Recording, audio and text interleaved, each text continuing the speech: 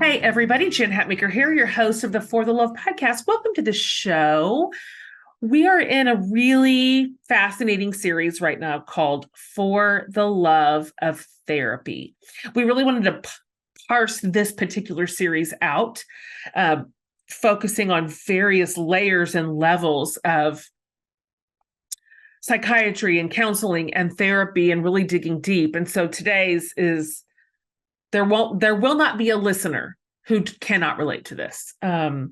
Obviously, we pay attention, we see what's happening on social media. And this has to do with our conversation today.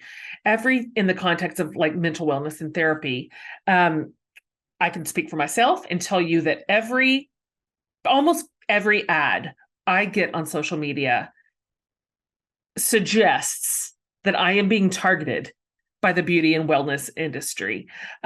Genuinely, like, and you know how the algorithm works. Like, let's say you look at an ad for 3 seconds about a shampoo that gives volume to your hair, and suddenly every other ad you get is about hair restoration, right? We know that social media ads are driven by our viewing habits. But all of a sudden, we are just inundated with these messages that we should be worried about our hairlines, certainly our wrinkles, the skin around our necks, our elbows. Like, I've got an ad that comes up in my feed about my elbow skin. Like, I can't, guys. It's just a lot. This pressure, this creating a problem for me that I didn't even know I had, or exploiting the ones that they know I don't feel great about, right? And that all these quick fixes, like, this is the cure, this is the solution, this is the way to get your life improved, this is the answer, which is truly, truly never, ever true. And so what we're going to learn today from our guest is a different idea about self-care. She calls it real self-care. And it's not focused on superficial beauty, but rather genuine well-being. And she's going to walk us through it today, what that actually looks like, how we can discern the difference. You guys, we have an incredible guest. We've got Dr. Pooja Lakshman. She is a renowned psychiatrist. She's an advocate for women who are certainly targeted by these industries. And she emphasizes that self-care comprises so much more than these just external solutions. In her research, Dr. Lakshman illustrates that self-care is really kind of uplinks to 4 major chambers, which we talk about, which are rarely linked together with this idea of self-care. But they are deep and they are true, and they have actual effect on the way that we feel and live and are moving through the world. True wellness, right? Not just less wrinkled skin around my eyes. She points out, rightly so, that self-care isn't always like glamorous and pedestrian. It's not always this condescending comment, like suggestion of just paint your nails, right? It might look like canceling plans when you're overwhelmed. That's self-care.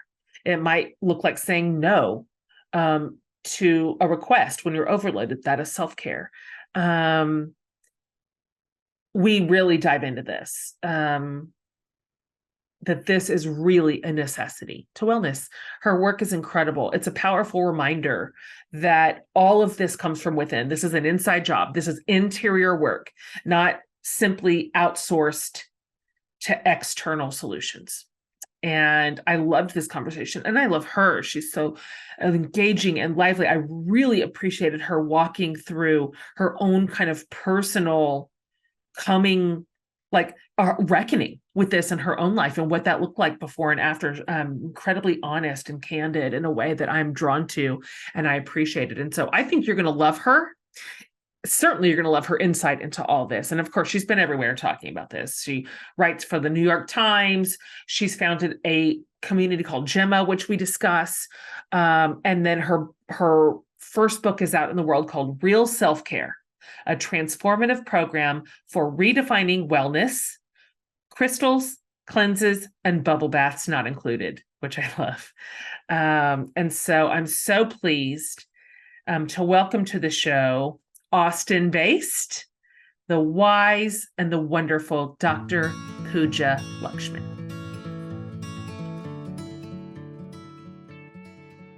I am delighted to have you on the show, Dr. Lakshman. I am so interested in your work. I am so moved by your point of view, and the specific sort of brand of liberation that you are bringing to women, particularly right now, is just entirely in my wheelhouse. So thank you so much for your time today. It is such a pleasure to be here, Jen. I'm so excited for this conversation. So, all right, let's start here. Glad we're having this conversation today. I am 49. And so I turned 50 next summer. And a lot of my listening community is about the same age. I am kind of my own target demographic. So this is kind of where we're at in our stage of life. And so, I mean, nobody has to tell us, me, any of us, about the like, be young, be fit, be well messaging. Look, I am targeted for that message every single day ad nauseum. And so I know, like in the olden days when we were sort of coming of age, that's something that we saw, I guess, on television and probably more specifically, to my experience, magazines. That was, back when we read magazines, and that's where those images and those narratives came from. The Cosmo and the glamour and totally Teen Vogue, all of it. Like, it started young. So it's not as if we've ever been free of those ideals. But now, wow, now the way that this narrative is coming at us like a torrent via obviously like social media primarily is inescapable and new, unprecedented, really unprecedented, the way that we are now targeted for kind of this whole idea. So we at the Jen Hatmaker World really value your expertise on this specifically and what it is actually doing to our psyches. And so all that to say, that big setup to say, I'd love to hear you talk about kind of the core philosophy, the main thesis, if you will, behind your book called Real Self-Care. Hello. I mean, I just want to wave my hanky. Yes. Real self-care. Yes. Keep screaming it. And particularly, so not only the main crux of your book, but how it differs from the mainstream understanding of the term. Yes. Well, first I'll say I so agree with everything that you're talking about. I'll also caveat that I'm kind of a tangential person, so apologies if I go in circles, but we will get there. We will get there.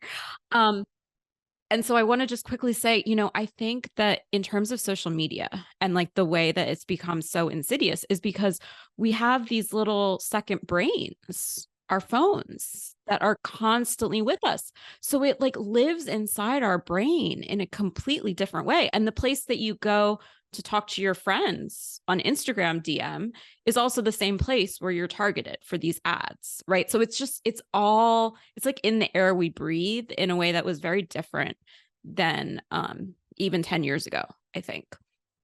So, I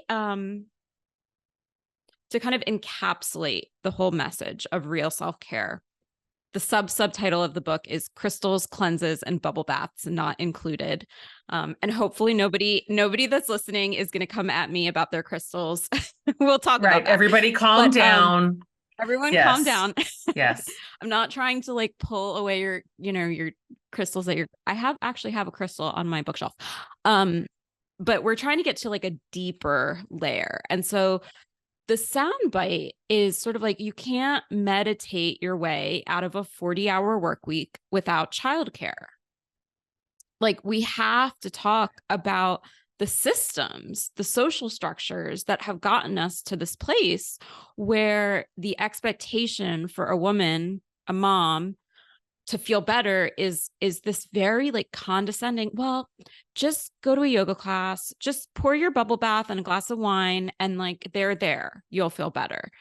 And I find that to be condescending at best, manipulative at worst. And so, I've had my own kind of life experience going very, very deep down the rabbit hole of wellness, and coming out the other side being like,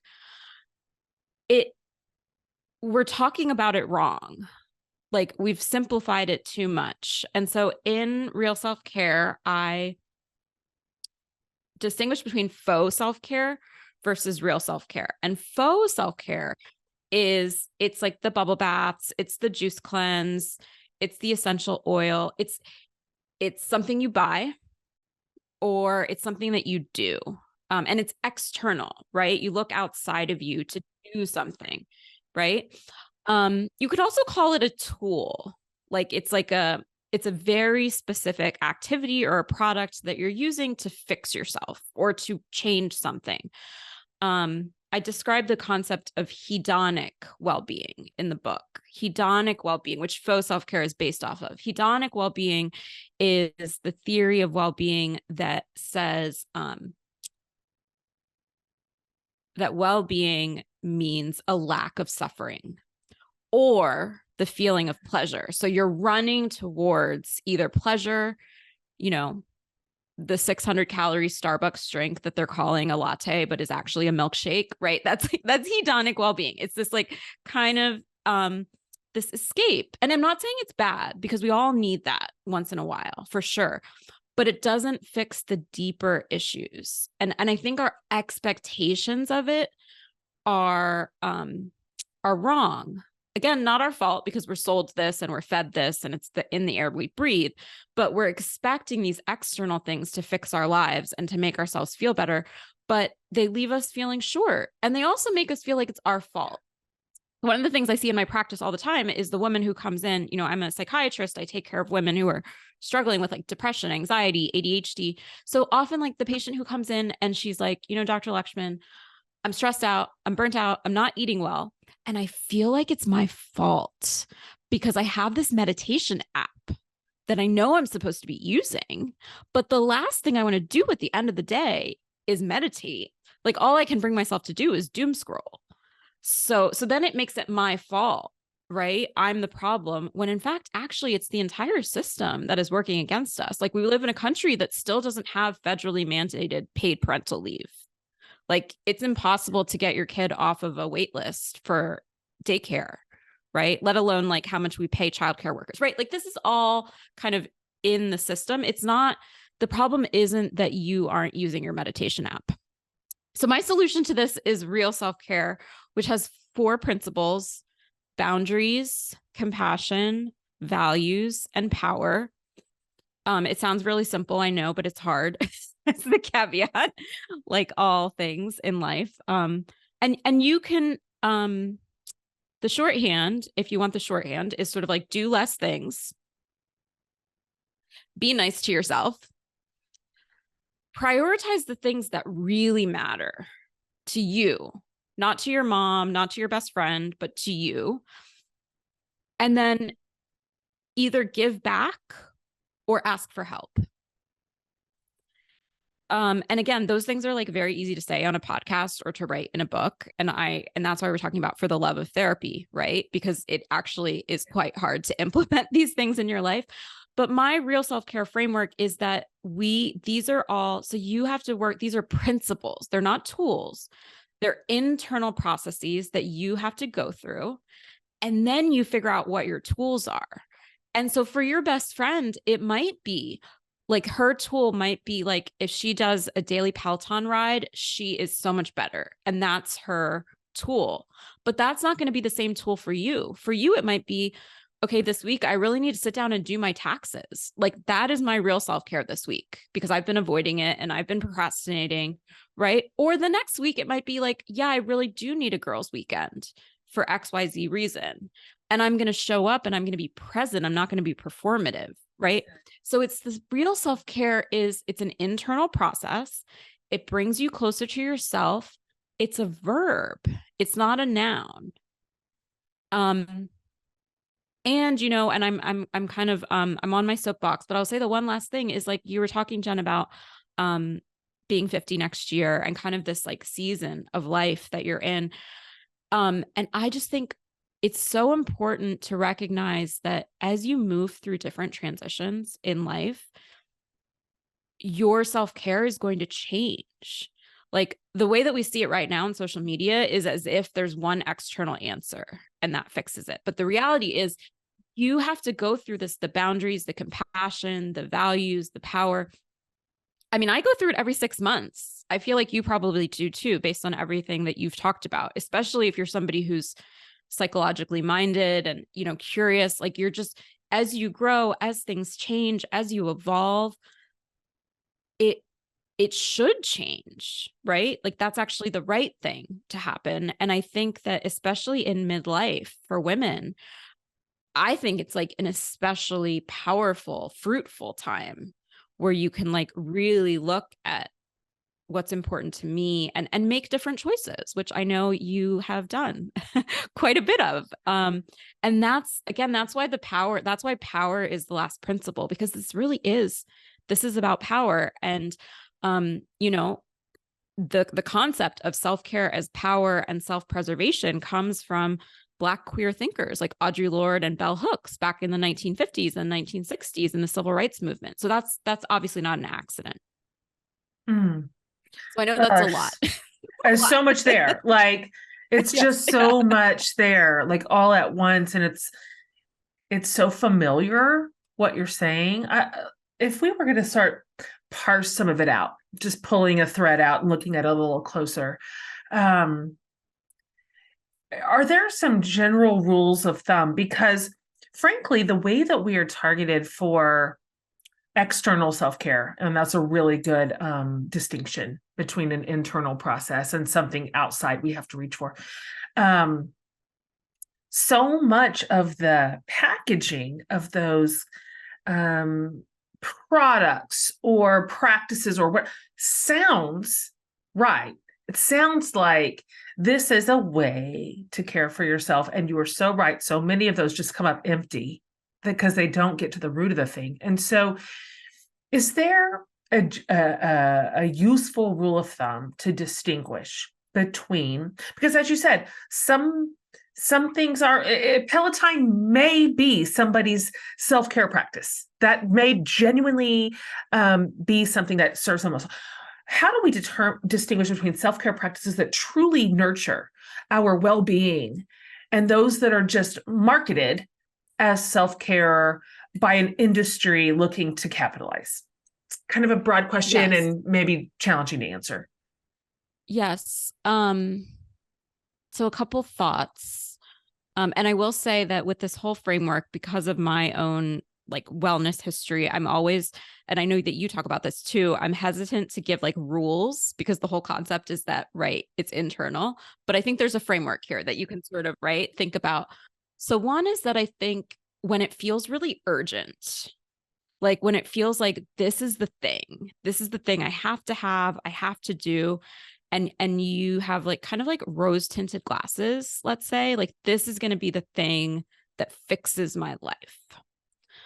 And as a tangent, I know you've talked about kind of Melanie Beattie's work, like Codependent No More, right? I mean, we can do this with relationships too, right? Like with a marriage, or we can do it with work. I mean, I'm guilty of this as a workaholic. Like there's a way where you can kind of be like, oh, well, when I achieve this next thing, then everything is going to be fixed, right? So it shows up in different places. But if you notice yourself kind of being like, oh my God, I have to buy this product right now. Oh, I have to do this thing right now. And there's like this urgency. That's a little, It doesn't mean that it's wrong, right? It's all about being curious. It's all about like taking a step back and being like, oh, well, okay, let me ask myself, what am I expecting to get from this? How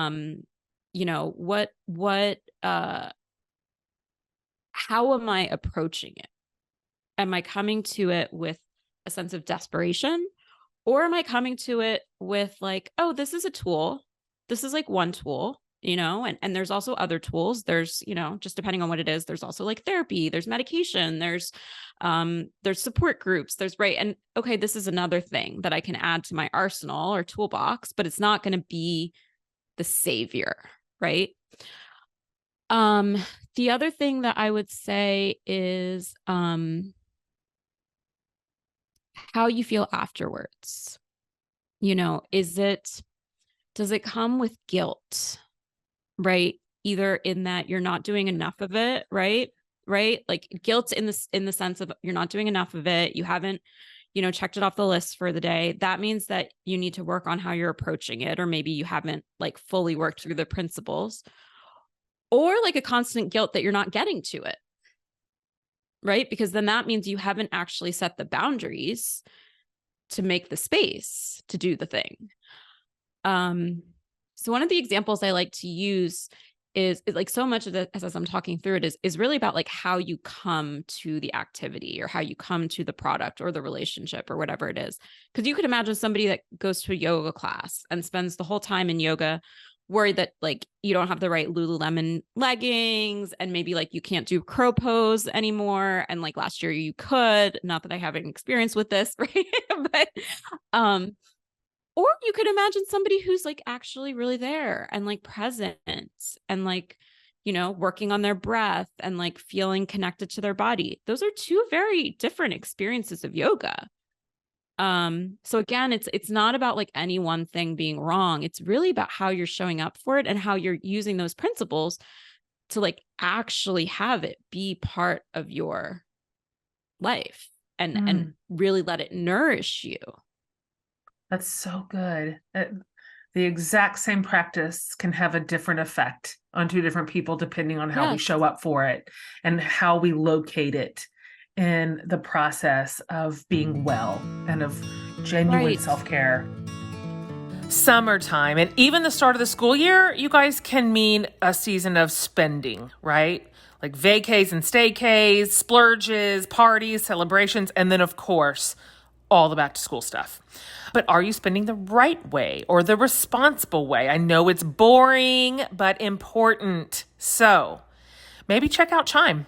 They have an online checking account, tons of benefits, millions of members love them. Like fee-free overdraft up to $200 plus, you guys. You can get paid up to 2 days early with direct deposit and manage your money on the go, like all the time, 24/7. With Chime, you also have access to more than 60,000 fee-free ATMs. That's more than the top 3 national banks combined. You can also pay family and friends super easily through Chime, no matter what bank account they use.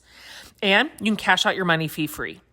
It all basically means more time and money for whatever floats your boat.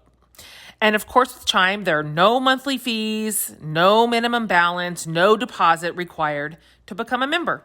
So sign up for Chime today and keep making this summer the best one yet for yourself and certainly for your wallet. Get started at chime.com/forthelove. You guys, that's chime.com/forthelove. Chime is a financial technology company, not a bank. Banking services and debt card provided by the Bancorp Bank N.A. or Stride Bank N.A. Members FDIC. Eligibility requirements and overdraft limits apply. Access to direct deposits up to 2 days early depends on the timing of the submission of the payment file from the payer. Out-of-network ATM withdrawal fees may apply. I'd like to go back a handful of steps before I really want to ask you about some of the 4 principles.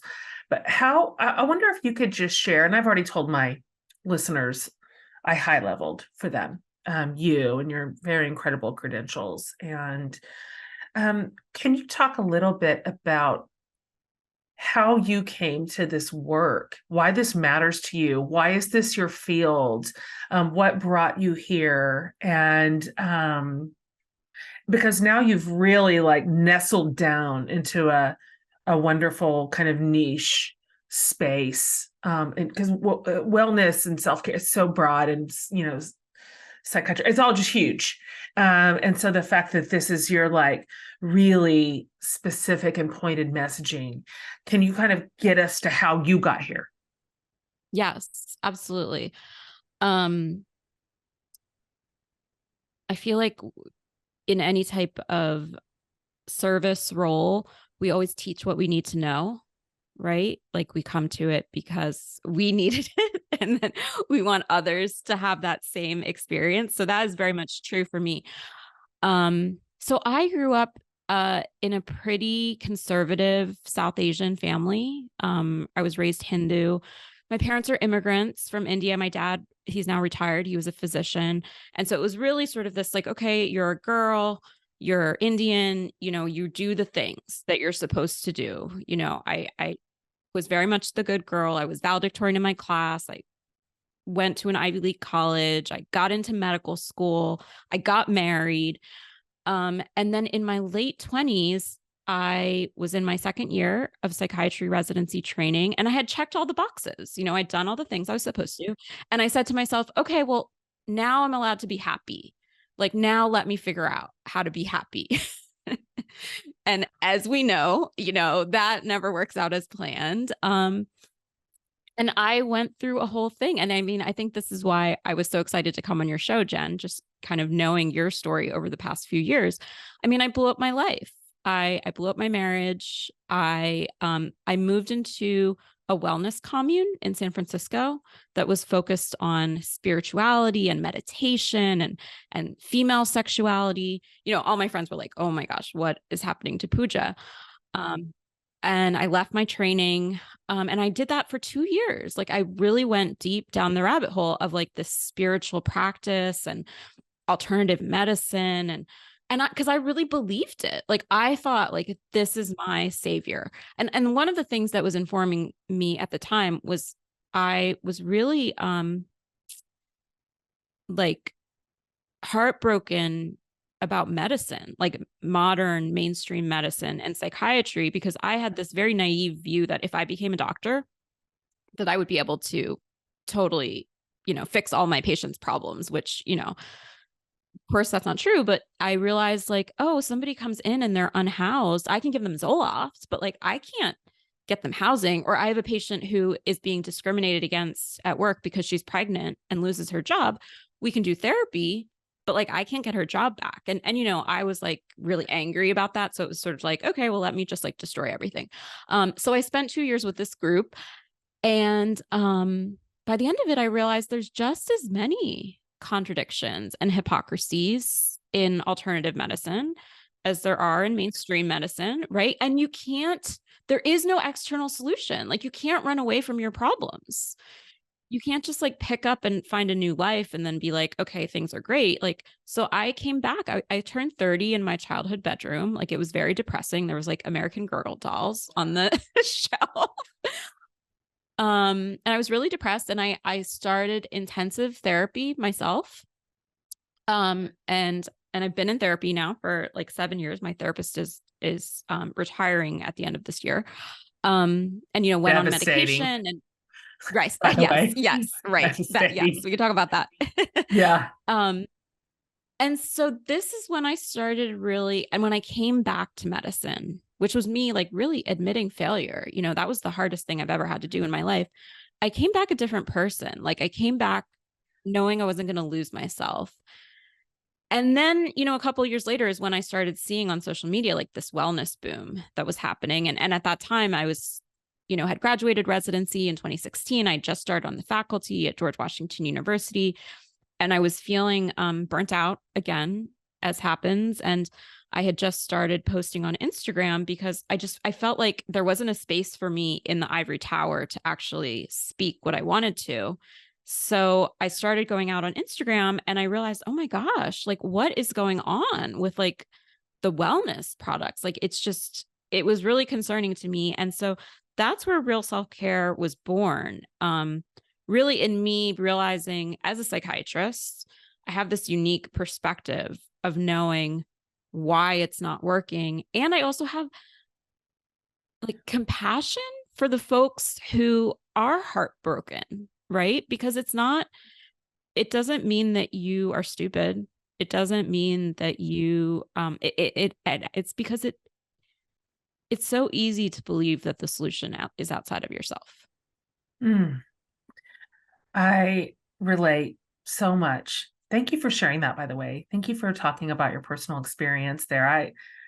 That I find with leaders that I really trust when it comes to these like issues of the like heart and soul and mind and identity, I tend to trust leaders who have kind of suffered their way to it, and had their own life experiences that contributed to their wider understanding of wellness and what that really means. And so I really appreciate you sharing that. I want to go back to your four. You said, okay, if we're just going to drop down little umbrellas over like Yeah. actual self-care. So boundaries, compassion, what was the third one?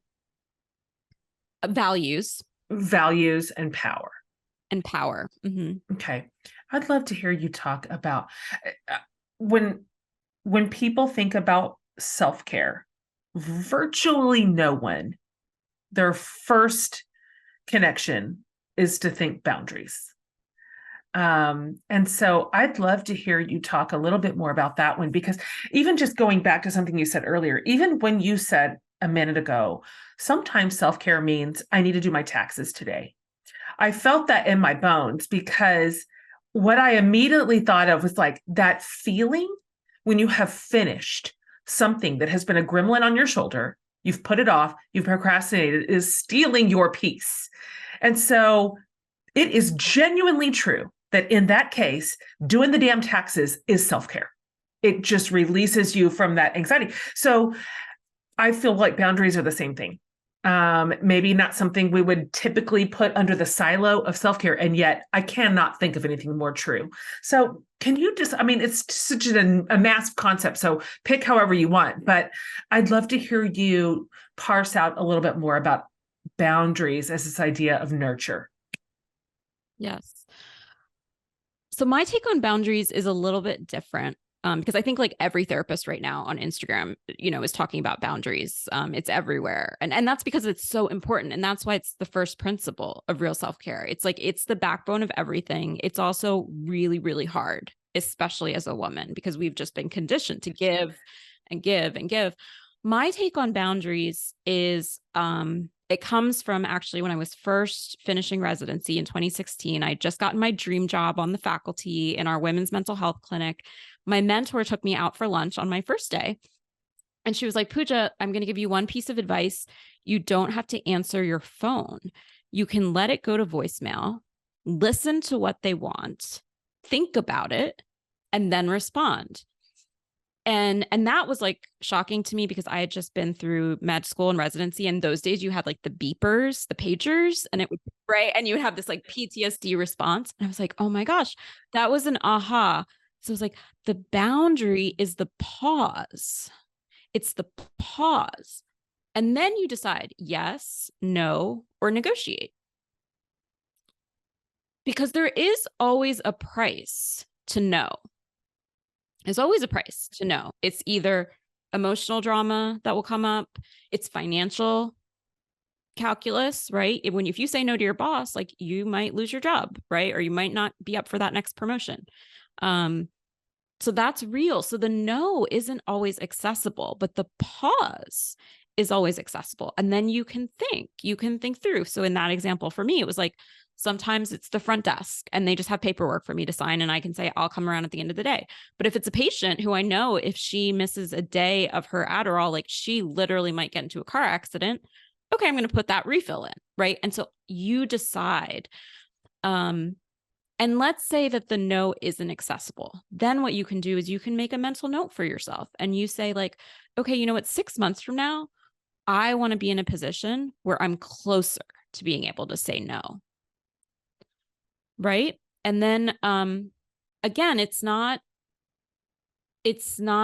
You still have to do the decision making for yourself. I can't give you that answer, but it's about that pause. And you can apply this to like big to little situations in life, like when you have a friend invite you over for a dinner party and you feel guilty and you're kind of trying to decide, or you can apply it to big things in life. Like, do I want to take that next promotion? Do I want to switch to a different career? Do I want to go back to grad school? Right? Do I want to have children? Do I want to get married? My patients usually get really mad at me when I take it to those big places because they're just like, geez, Pooja, like, I don't have time to think about those big things. Like, I'm just trying to figure out what is for dinner tonight. But it's in those big things that you really, I know it's scary and I know it requires a lot of courage and bravery, but when you do it, that's when you are really kind of stepping into your power. It's this idea, which is unfortunately novel for a lot of us, depending on what generation we were raised in, depending on our gender. There's an intersection of so many factors, but this idea of agency over our lives is so powerful that everything is not just happening to us. We have some ownership in how we respond, how quickly we respond, to your really good example, what that looks like now, what we'd like it to look like in 6 months. We have a lot of power, as opposed to just default setting all the time. I'd love to hear you talk about, and again, and this could be touching down on any of the sort of 4 general principles of self-care, be it compassion or power or boundaries or values, but knowing that no 2 lived experiences are identical, of course, and there's so many factors included in any given life or set of circumstances. Are you able to, even then, based on your personal experience and your experience as a clinician,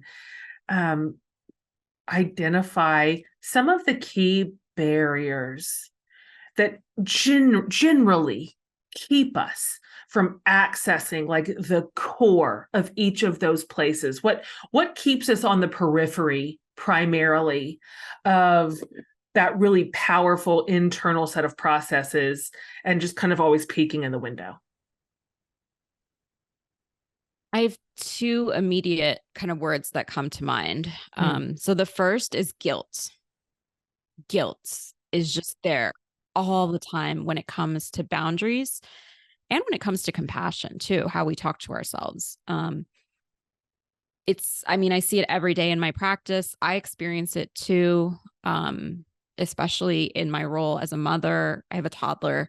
And so like literally this morning, something happened at drop off and he goes to daycare. And I was like, oh my God, like the mom guilt was just there immediately. Oh, if I spent too much time on my book launch this year and because of that XYZ, right? Like, I just want everybody who's listening to know, like, I'm the expert in this and I feel it too. But what I say, and I use this myself, I say to my patients is, the guilt isn't yours. It's coming from the outside.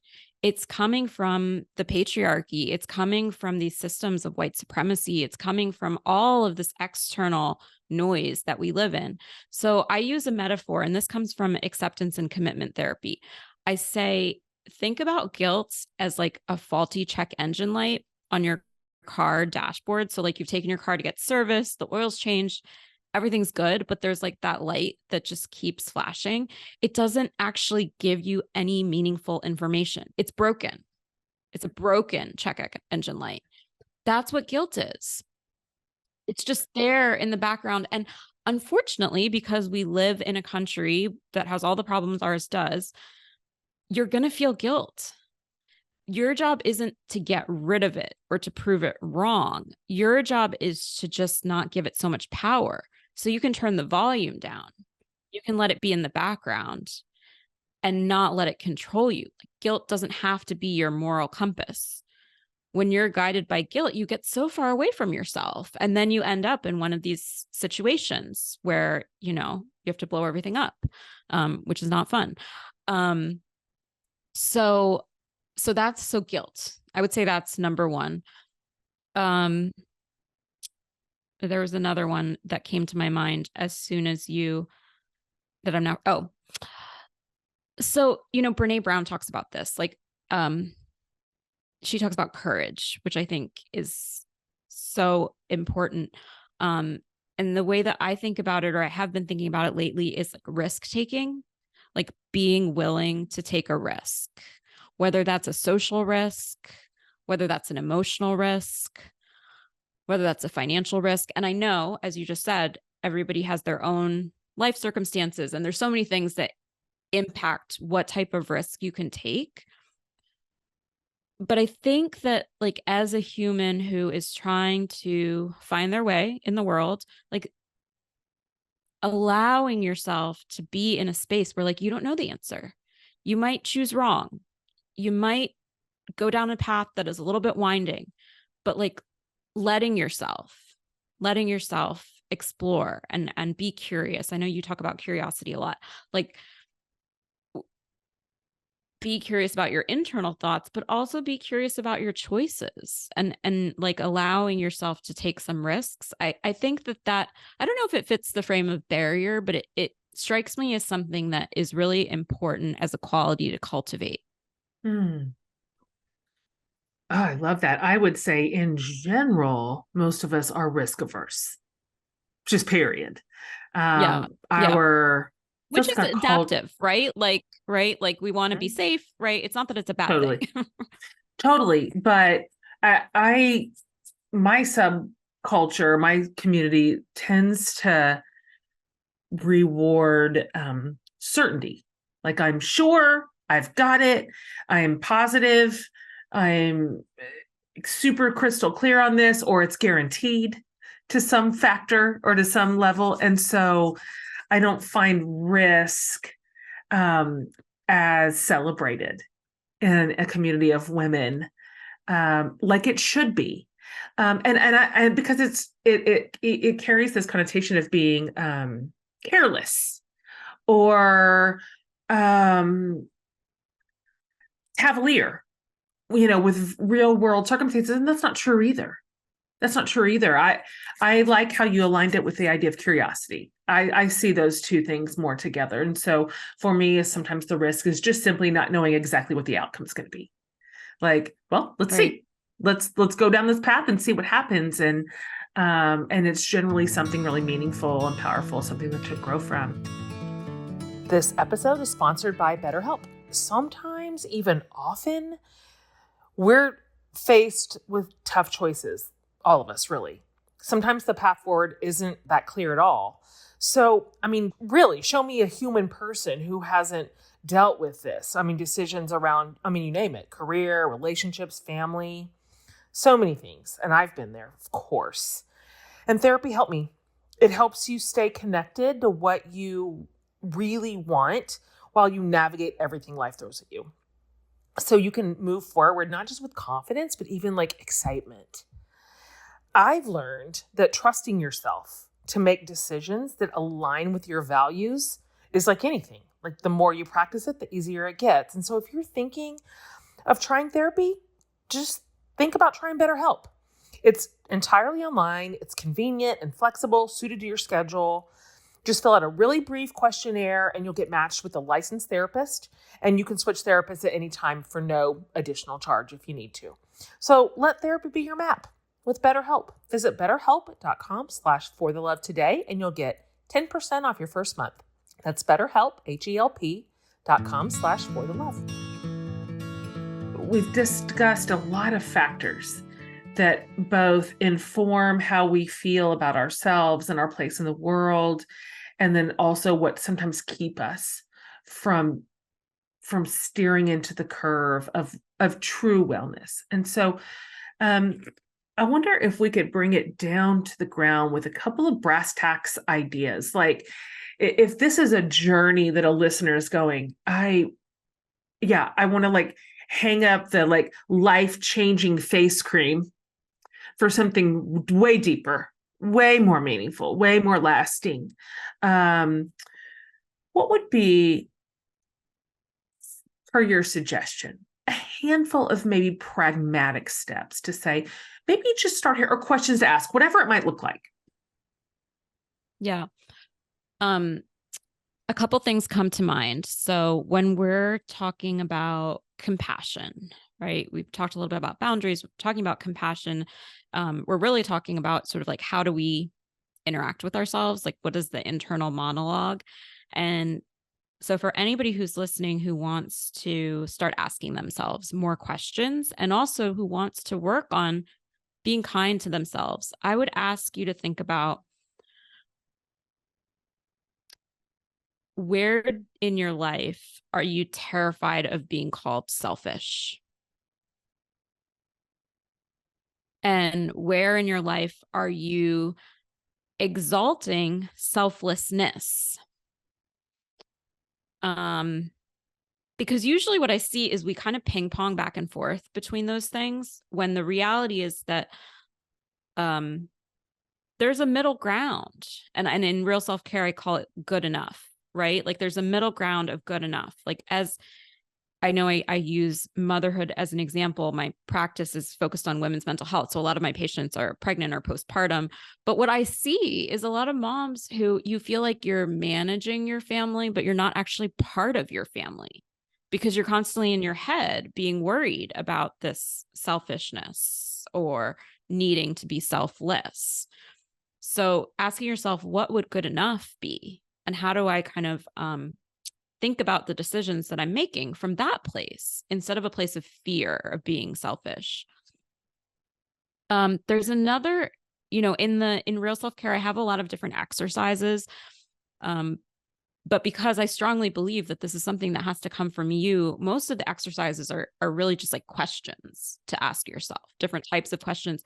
One of my favorite ones that you can really hang your hat on, I think, is this exercise that I describe in the book. And I know it sounds a little bit silly, but I'll say that when it comes to values, actually it works a lot better to be silly, because if we're too serious, like your judging brain comes in and tells you that you're doing it wrong. So we actually need to be silly when it comes to values. So this is a dinner party exercise. Imagine you have $200 to throw a dinner party. What's your dinner party going to look like? Is it going to be outside in a field? Are you going to ask your friend who plays in a band to come play? Is it going to be a potluck where everybody brings a different dish from the last country they visited? Or is it like you're seeing this immaculate table setting, right? And you are already starting to think about the linens and the colors. It's really easy in that example to understand that every single person's $200 dinner party is going to be different. And there's no one best dinner party, despite what Instagram might tell you. I promise you, there's no one best. It's what you want, what makes you excited. So if you kind of like let your brain sort of fantasize there, then what you do is you pull out some of the adjectives and the adverbs that stand out to you. So maybe in the example of the person who was like thinking about the linen, beauty, aesthetics, right? Or maybe the person who wants folks to be out and dancing, like physicality, embodiment, movement. Maybe if you were the person that, thought about the potluck, it's like culture, diversity, right? And if you notice, all of those are adjectives and adverbs. So it doesn't work if you say, well, I value my family, because that's not a value. Everybody values their family. Like, that is not helpful. We're trying to pull out these like deeper, seemingly, like you might say, like, extraneous words, but those are the values. And then you can apply that to your like self-care. You can think about like, how do I bring more beauty to what I'm doing? How do I bring more connection? And you can then even apply that to your big life decisions as well. I mean, I think that's like the 400 level, but if we're at the 101 level, it's like, how do I, running is something that I really enjoy, but I've noticed that I've become kind of performative to, this isn't me, I hate running, but I'm just talking about a Sure. hypothetical person. Someone likes right? it. Like, Yeah. right. Somebody out there likes it. I noticed that I'm like tracking all my times on a spreadsheet and it's getting to be burdensome. Okay, like let me do the dinner party exercise and think of some of those qualities and adjectives. And then how do I bring that to running? Maybe I actually want to join a running group and be with other people because I need more of a social element. That's a really like kind of here and now way to bring it into the activities that you might already be doing, but you want to change the quality of how you come to them. I see. Oh, I love that. I really like how you framed it because asking the question, even the question, what kind of dinner party would I throw for $200? It like my brain immediately wants to say, well, this is probably the best way to do that. And this way would be probably superior to somebody who picked it in these ways. And that's just simply not true. We just have there's different wonderful things about every approach to life. And so I love the non-judgmental approach to that question and realizing that those values are lovely and can be applied elsewhere. I think that's fantastic. I want to ask you before I let you go to discuss your community, to discuss Gemma. And this is a physician guided, really like mental health wellness community. Can you talk a little bit about it? How it came to be, what it means to you, what it means to the community? Yeah. So really Gemma was born out of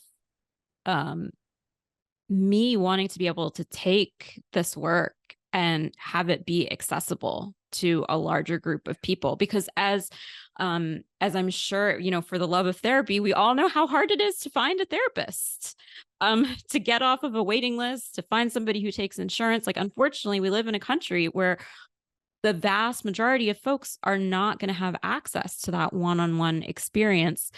And so with Gemma, what I'm doing is I'm kind of dreaming up, how do we take some of this learning and bring it to more people and have it be evidence-based, right? Because there's a lot of stuff online that really has no grounding in actual evidence or science.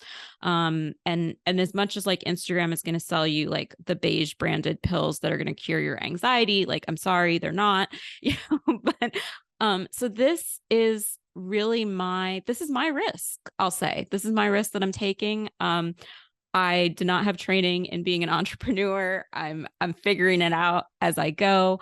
And I'm learning a lot. And what I'm finding is that women who are coming into the community, whether it's like reading the emails or being on the Zoom calls or things like that, it's really about developing a new language and understanding that this is a new type of conversation, right? It's like a new way to think about self-care where I don't have all the answers.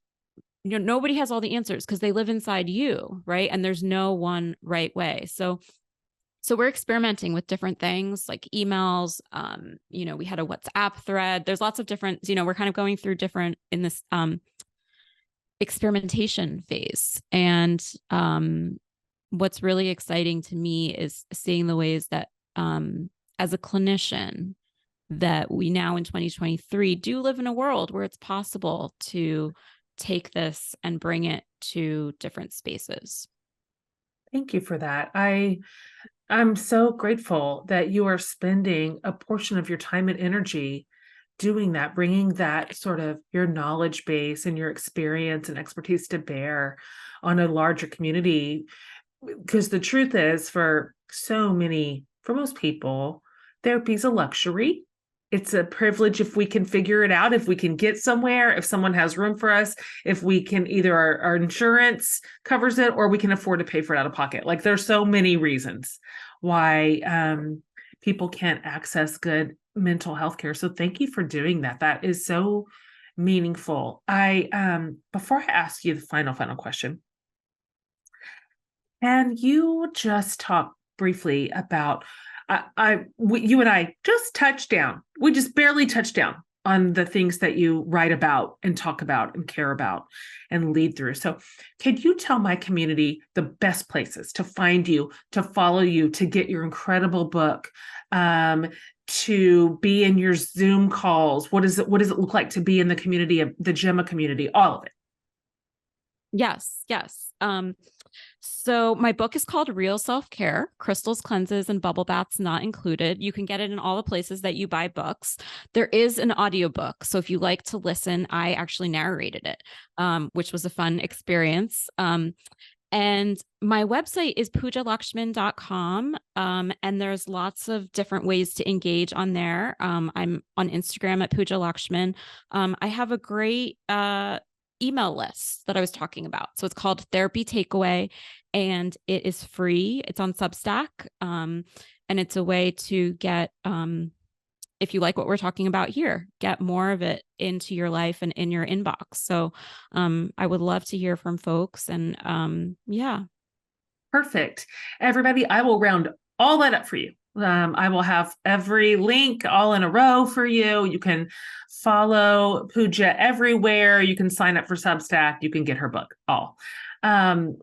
Finally, okay, I ask every guest this question in every series. A question that I borrowed from an Episcopal priest that I love. Her name is Barbara Brown Taylor. So this is her question. Answer it however you want. Literally any kind of answer is delightful and loved. What is saving your life right now? So therapy. Therapy has really saved my life. And still is. And we're talking about for the love of therapy, and I think mental health professionals, it's still a little bit taboo for us to talk about our own work that we do on ourselves. And I mentioned earlier that my therapist is actually retiring at the end. She's in her 70s. Like she, deserves to retire. But I'm like, oh my gosh, what am I going to do? But that, you mentioned, you talked about, Jen, about how like therapy is this like cozy little corner where you can be with yourself and be curious. And that is exactly what I've experienced it as too. It's like, it's really this gift. It's this gift. And I know what it is can be a luxury, right? And I know that. And you don't have to be in crisis to go there. Like you're allowed to make the space and have it. And it has absolutely saved me. It has, it's helped me take risks that I don't think I would have been able to take without it, and to really understand how to take those risks. So yeah, that's my answer. Such a great answer. Therapy has meant so much to me too. And just an invaluable tool. And I wish that I would have had the wisdom and even the self-permission to do therapy before I was in crisis. Who knows what could have happened had I really taken better care of all of the things that you mentioned. I'll never know. And so thank you for that good piece of advice. And thank you for being on the show today. I am so grateful for everything you said today. I felt everything you said was so relatable and felt so true to life and true to form. And so I'm so grateful that this conversation is changing in the way that it is. I'm so grateful. I have a 23-year-old daughter. I have a 17-year-old daughter. They are just growing up in a different narrative. And it's better and it's stronger and it's more empowering. And it's because voices like yours are out in the zeitgeist with your megaphone saying there is a different way to think about these things. There's a different way to approach self-care like this. I'm just so happy. I'm so happy for the next generation to be growing up under leadership like yours. And so thank you for all that you do and for being on the show today. I'm just proud of you and learning a lot from you and thankful that you're here. Thank you so much, Jen.